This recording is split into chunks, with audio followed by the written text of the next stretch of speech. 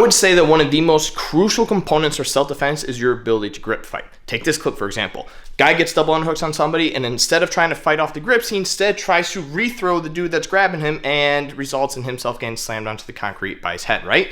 If he understood the proper components of grip fighting and just how important it is, he probably easily could have avoided this type of situation. Now, we're going to kind of break this up into two segments, right? We're going to work on it initially from the front, and then we're going to work on it from the back, because again, that's kind of where the situation goes. So guy ends up getting double underhooks on this guy. I'm the one that gets slammed on my head, and instead of trying to deal with any sort of the grip control here, I immediately look to start trying to hook the head with what seems to be the intention of, like, I'm going to step through and hip toss him. But instead, I expose my back, he picks me up, and he slams me on my head on the concrete, which doesn't turn out good for me. So we have to understand, when you are in clinch situations, right, you have to kind of stop what your goal was at the time and focus on what the new goal is, which is dealing with grips, right? Unless a weapon or something is exposed, like we could go into a couple different ways with this, but the basic lesson is this. You get tied up with somebody, I have to dominate grips at all times. And once I can dominate and control the grips, then I can still go back and do whatever it is I want to do. I can throw strikes, I can work weapon retention, you know, I can draw my weapon if I need to, I can clear space, like the list is endless. But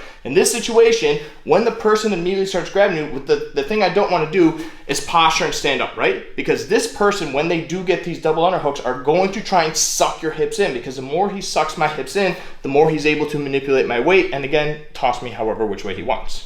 So the first things first, when we're in this situation, I want to start fighting off the head pressure, right? I need to dominate the head pressure, but at the same time that I'm doing this, I want to drop my weight, not posture, drop my weight, scoot my hips back a little bit, and start just looking to posture as much as possible. Now, if this guy's keeping his head tight for whatever reason, and I can't utilize my head, or maybe he's getting my head in a different direction, I'm gonna have to start kind of fishing my hand through, even if I can only get like a palm, right? If I can get a palm, I can start kind of wiggling it through, maybe use my other hand and just start pushing to create frames. Now, we have to remember, framing is not posting and pushing away. It is creating a strong frame and then locking it in place so that if he tries to push back in, he's not going to be able to. But as he pushes in, I use that energy to start pushing myself away, and here we've created space, right? And once I've created space, now we can get into the aspects of grip fighting, right? I need to either break these grips or make them essentially useless. How do I make them useless?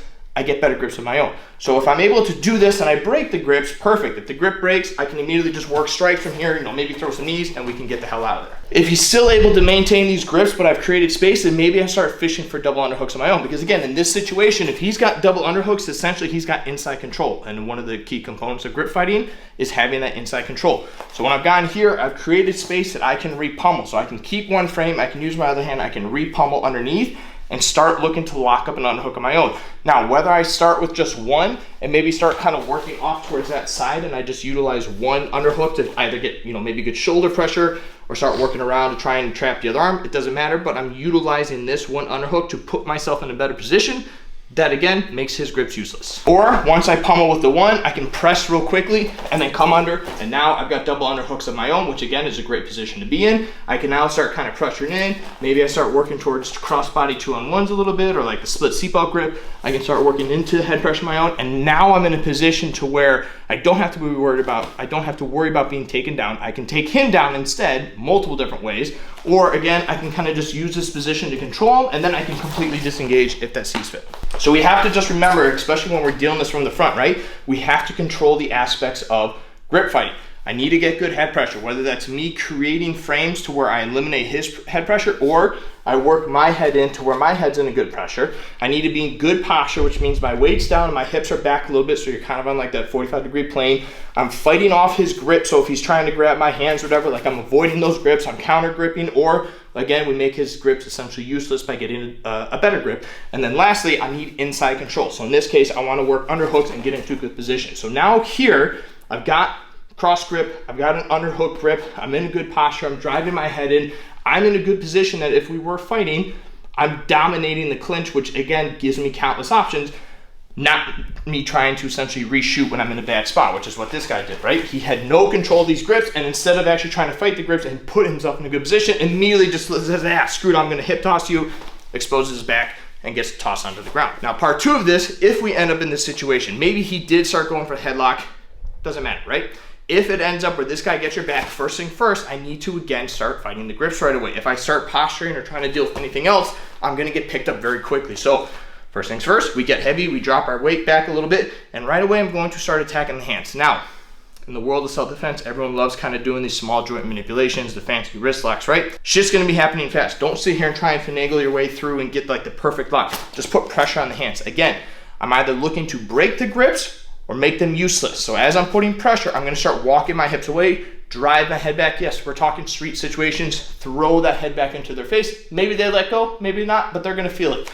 I'm gonna now start driving my hips out, putting a lot of pressure on these hands. Now again, if the grip breaks, I'm turned and I'm out. I can strike, I can do damage, or we take off. I can also kind of start putting pressure. Maybe he's still got a good grip, but I've now created space to where now I can feed this hand under. And once again, I can start now making this grip useless by getting underhooks of my own. And now I come back in, I've got good position, work my head pressure in, and now I just went from having my back taken to not only escaping that, but also putting myself in a better position from there. So at the end of the day, grip fighting is essential when it comes to fighting as a whole, whether it's sport or self-defense. If you are in a clinch, close-knit situation, you have to be able to dominate grips. And if you can't, you're gonna be struggling a lot. So again, when you are grip fighting, we have to fight for good posture. We have to get good head pressure, and we have to control the grips at all times. Both, hand, wrist control, but also having inside control. That means underhooks or overhooks.